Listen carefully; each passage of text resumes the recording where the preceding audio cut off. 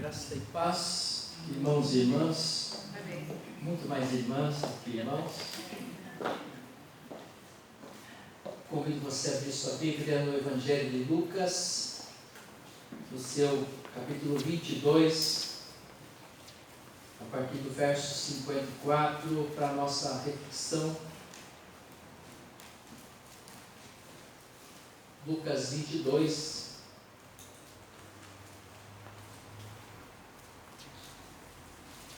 É um dos capítulos das Escrituras mais longos, tem 71 versos. Vamos ler a partir do verso 54, mesmo sentados, atentos, porque é a palavra de Deus que fala conosco abundantemente. Lucas 22, verso 54 diz assim: Pedro nega a Jesus.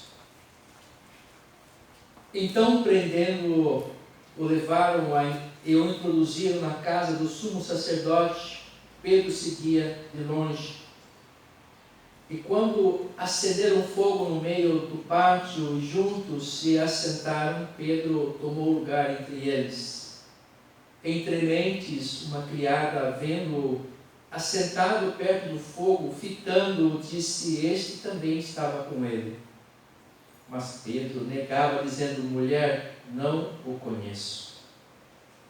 Pouco depois, vendo o outro, disse: Também tu és dos tais. Pedro, porém, protestava: Homem, não sou.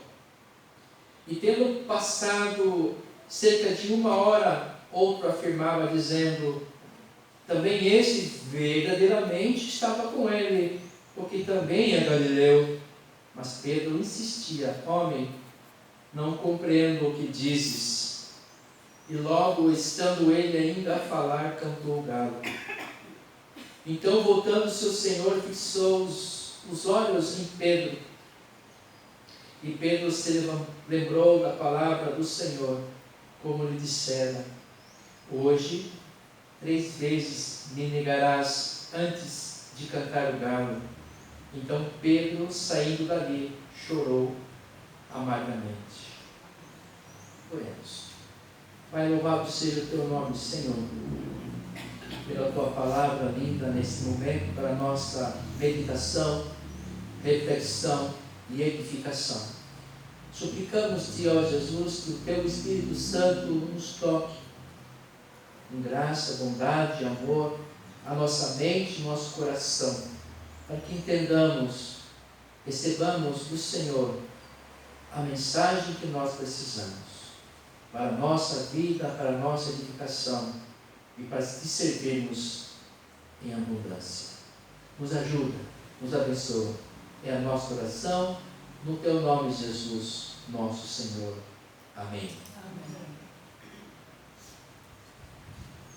Vivemos um tempo de reflexão no nosso calendário litúrgico cristão, quando nos aproximamos aí da paixão de Cristo e da Páscoa. E esse texto é um texto muito conhecido, mas se a gente pudesse resumir aqui em poucas palavras o sentimento de todos nós diante desse texto, dessa riqueza, na verdade é um texto que é confronto com cada um de nós. Eu acho que uma palavra poderia resumir aqui a nossa atitude diante desse texto, seria silêncio.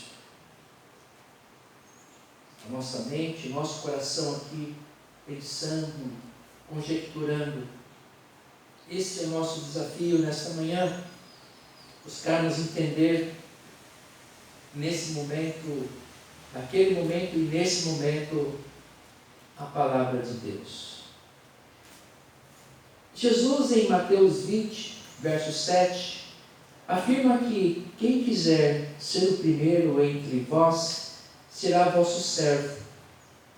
Aqui, Cristo lembra o fato de que na sociedade as pessoas mais importantes são servidas, enquanto que o mais indigno serve. Jesus, na contramão, nos ensina diferente. O que é ser servo? O que será ser servo? Aqui Pedro, na sua experiência fatídica, triste, de alguém que convivera com Cristo 3 longos anos, dia e noite, noite e dia, muitas experiências, alguém que viveu a presença do Deus vivo em milagres, não só mensagens, palavras, grandiosas mensagens, lindos e profundos sermões, mas alguém que viu milagre, que começou pela casa dele, inclusive, porque Jesus, no começo do seu ministério, curar a sua mãe de uma enfermidade que a levaria à morte. E ele acompanhou Jesus em todo o tempo, vira os milagres, o poder de Deus em Jesus.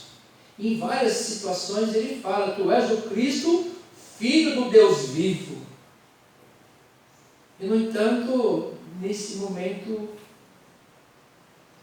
ele negou a Cristo.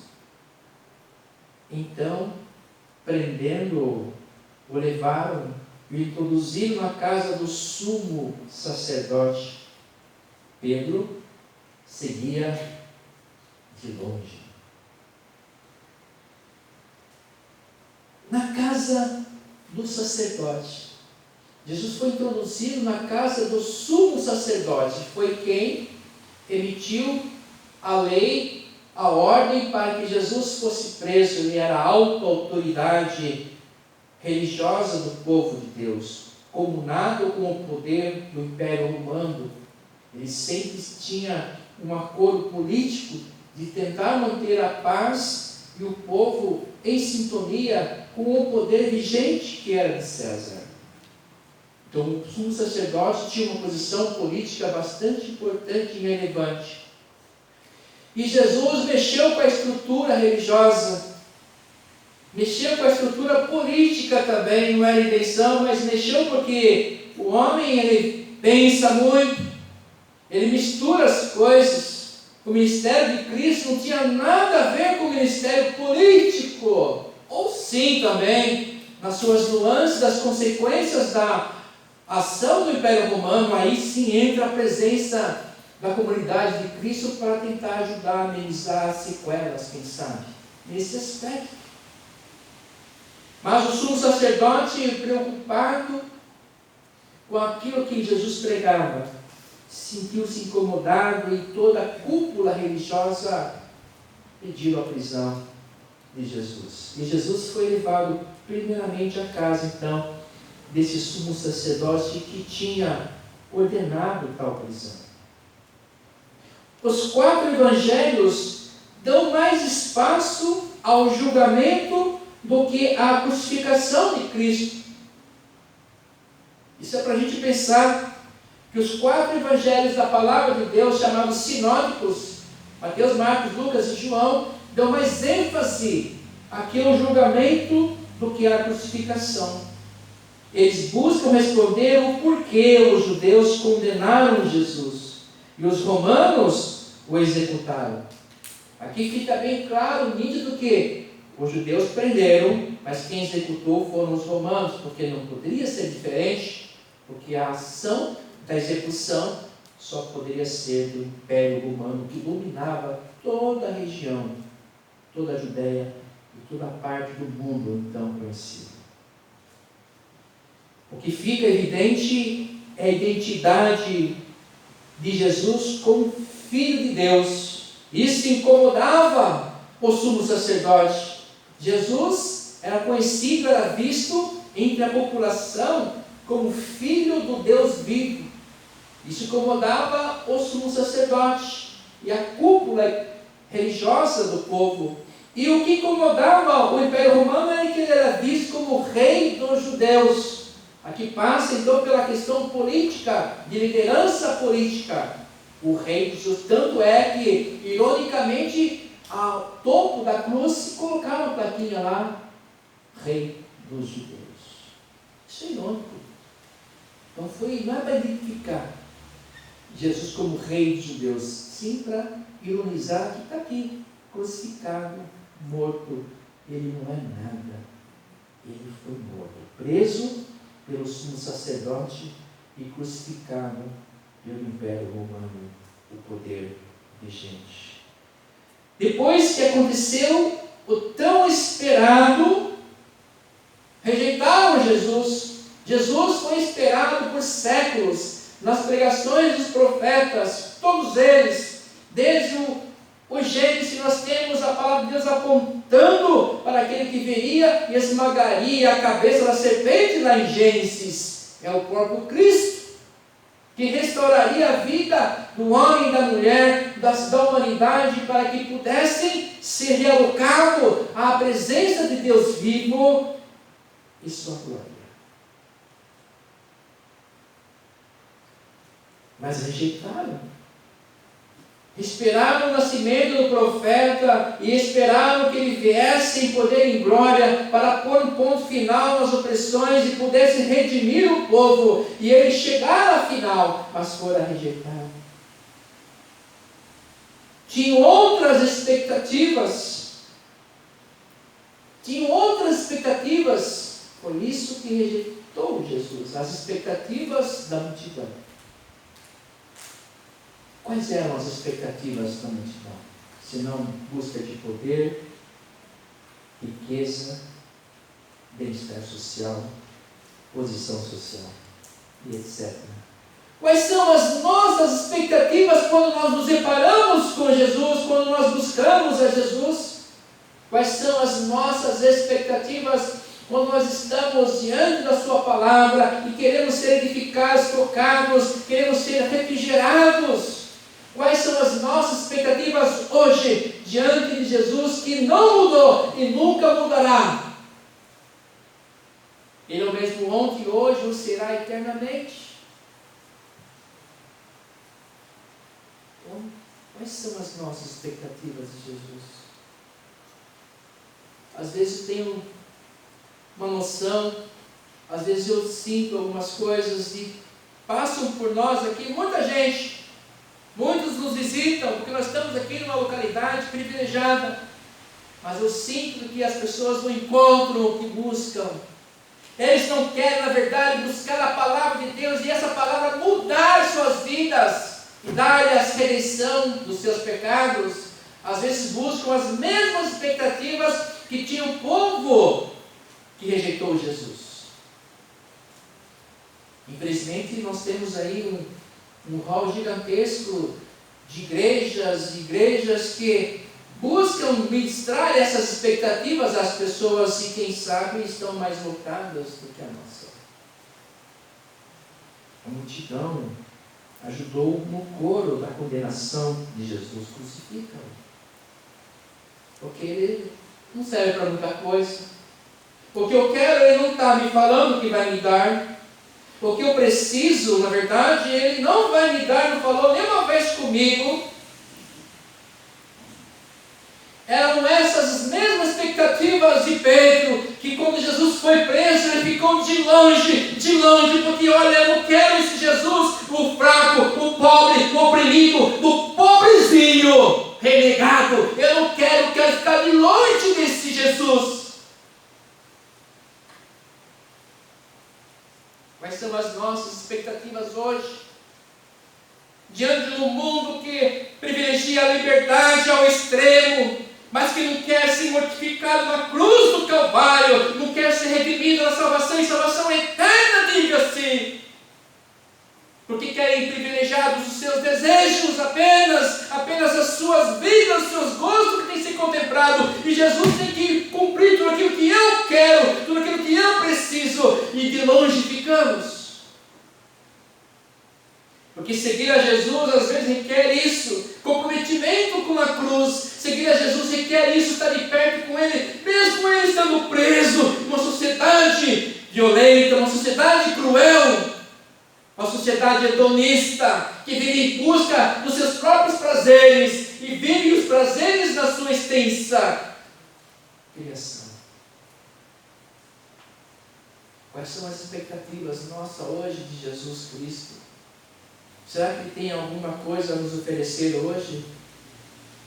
Eu digo para você que sim, tudo ele tem a oferecer. Só que nós precisamos, hoje somos confrontados. Já com a leitura nós somos confrontados. A palavra que com certeza invadiu meu coração quando eu li esse texto mais uma vez foi o silêncio.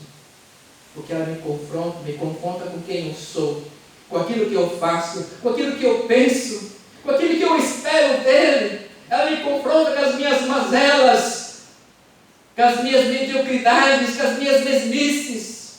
Ela me confronta com a minha limitação. Ela me confronta com alguém que está longe, longe de entender que Ele é santo, que Ele é santo, que Ele é santo.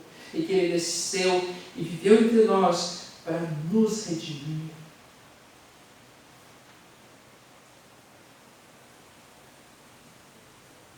As três pessoas, as três perguntas, aqui para mim retratam a sociedade. As três pessoas que perguntaram para Pedro: você andava com ele? Você é um deles? Você é galileu? E Pedro assim, olha, num ato contínuo, não pensou muito, não ficou ali vermelho, já não, sim, não, está enganado. Instinto de preservação. Jesus estava preso. Reconheceram Pedro que andava com Jesus. Jesus andava, pregava, ajudava, abençoava, multiplicava pães, alimentava as pessoas, e Pedro com ele ajudava, às vezes brigando com Jesus, mas andava com Jesus. Ficou conhecido também. Nós andamos com Jesus. Será que na hora do vamos ver a gente vai fazer o mesmo que Pedro? Que nós andamos com Jesus. Nós andamos com Jesus, andamos com a sua Bíblia, a sua palavra na mão. Nós professamos, olha, eu frequento a igreja, eu sou assim, sou presbiteriano independente, um nome bonito, né? Presbiteriano independente e tal, e nossa, ele é gostoso, ele é bom, tem um momento ali do sacode de Jesus, louvando a Deus com alegria, e é gostoso estudar a palavra de Deus, e maravilha, mas a hora do vamos ver, olha que o meu vizinho fala assim: olha, eu estou com problema, eu estou morrendo, estou triste, eu quero me matar, eu sou deprimido, eu sou viciado. Como é que a gente vai viver isso? A gente vai fugir? Às vezes nossa fuga é diferente. Às vezes a nossa negação é diferente. Às vezes nós negamos Cristo em outros aspectos. Ainda bem que não é o risco de ser preso e morto por um império cruel, como é o Império Romano.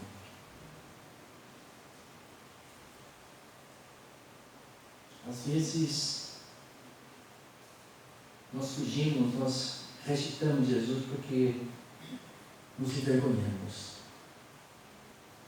Aí eu olho para Paulo lá em Romanos 1,16: pois não me vergonho do Evangelho, porque é o poder de Deus, poder para a salvação de todos, no judeu, no grego e dos asqueses. É o poder de Deus, pois não me vergonho do Evangelho. Paulo fala com muita veemência, mas comigo eu vejo ele gritando assim, a galera de Cristo, Paulo: eu não me vergonho. Não seria: eu não tenho muita vergonha do Evangelho. Eu não me vergonho do Evangelho.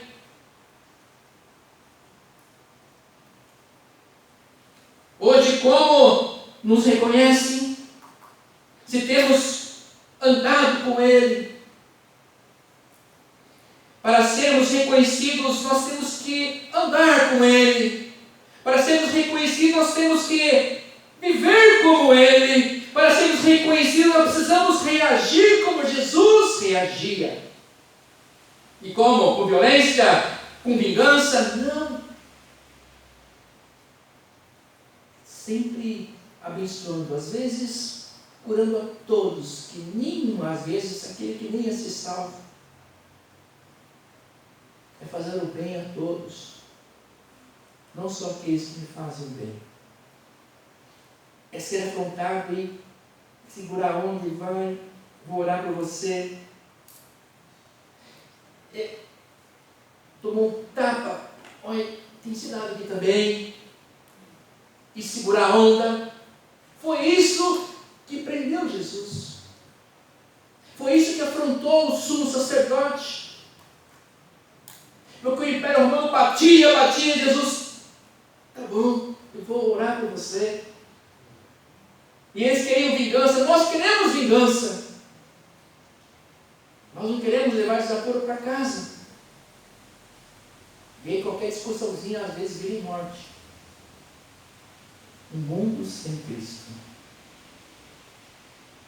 E as 3 pessoas que perguntaram, que afligiram Pedro, é a sociedade.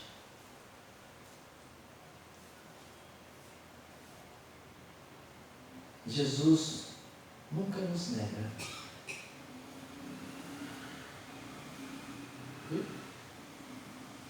Nós costumamos negar a Cristo.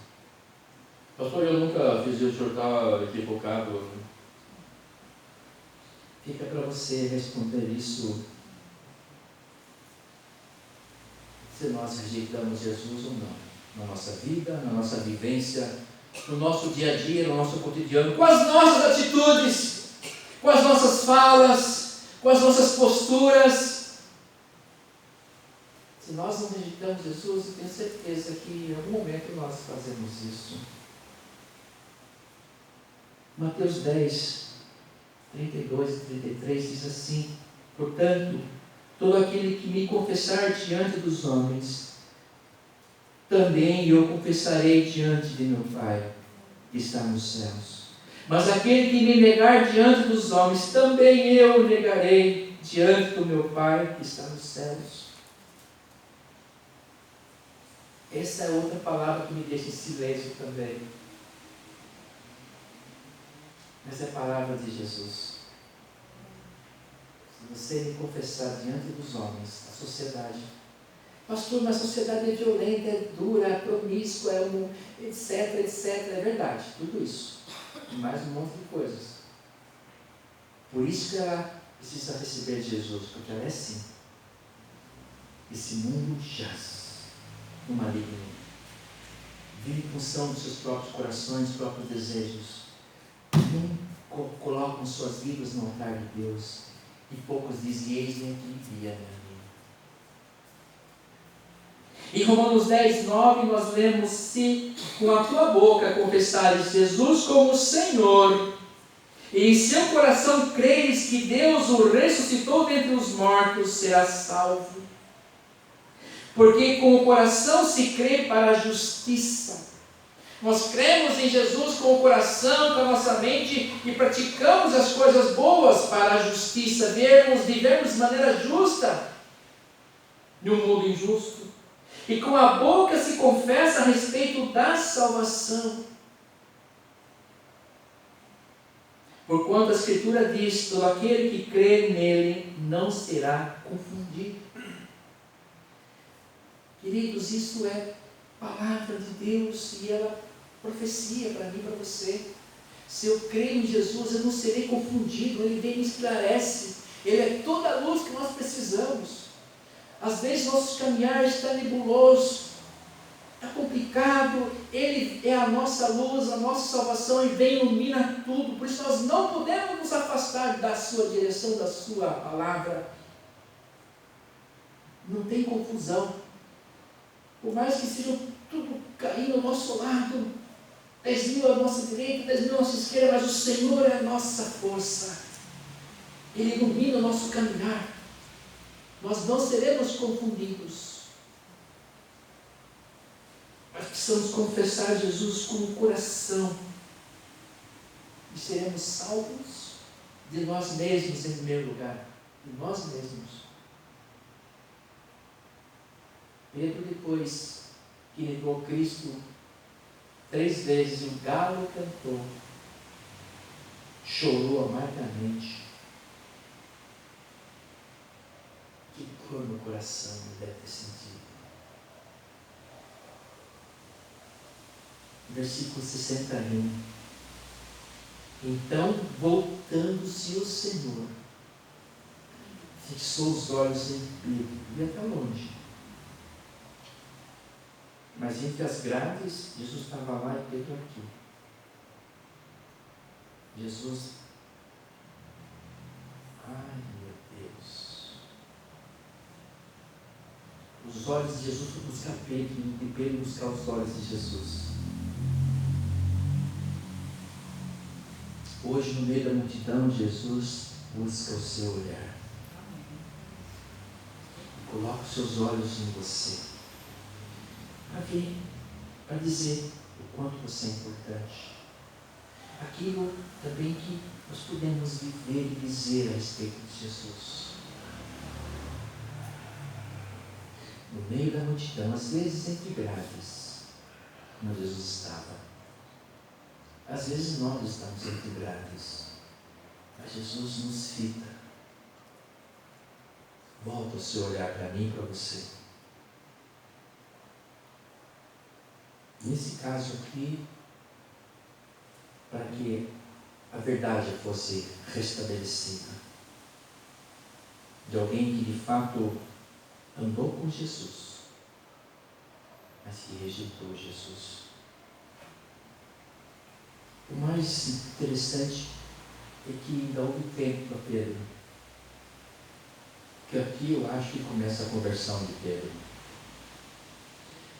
Porque às vezes a vida religiosa, as atividades, às vezes não significa nada.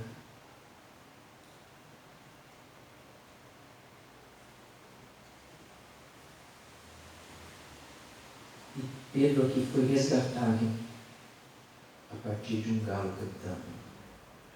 Foi o encontro dele com o olhar de Jesus, apesar de ter andado com Cristo muito tempo.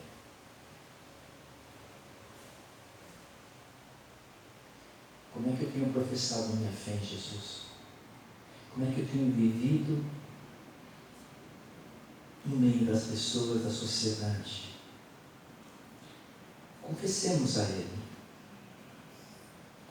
Confessemos Jesus a todos. Do seu jeito, simples. É assim que Ele age. É assim que Ele gosta de agir. No nosso jeito. E sirvamos a Ele verdadeiramente. E que se alguém perguntar, você anda com Ele, eu ando com Ele, não pensa duas vezes. Eu sou esse mesmo. Sou culpado de andar com Ele. Isso nos liberta. E aí, Ele nos confessará diante do Pai. Aleluia. É o que importa. É o que importa. Que Ele nos confesse diante do Pai. O Senhor Deus Todo-Poderoso. É isso. Aqui o resto a gente se vira aqui. O mais importante é nós sermos confessados por Jesus diante do Pai. Aleluia. Que Deus nos abençoe, que nos dê essa coragem de termos essa alegria, essa convicção, né? Dizer como Paulo, olha, em nada, Atos 20, 24, em nada tenho na minha vida coisa preciosa para mim mesmo, a não ser seguir a Jesus, a não ser servir esse Jesus. Em nada na minha vida tem nada como precioso. Que o Senhor nos abençoe. Amém. Amém. Vamos louvar a Deus com o hino 232, com muita alegria no coração. Ficamos em pé.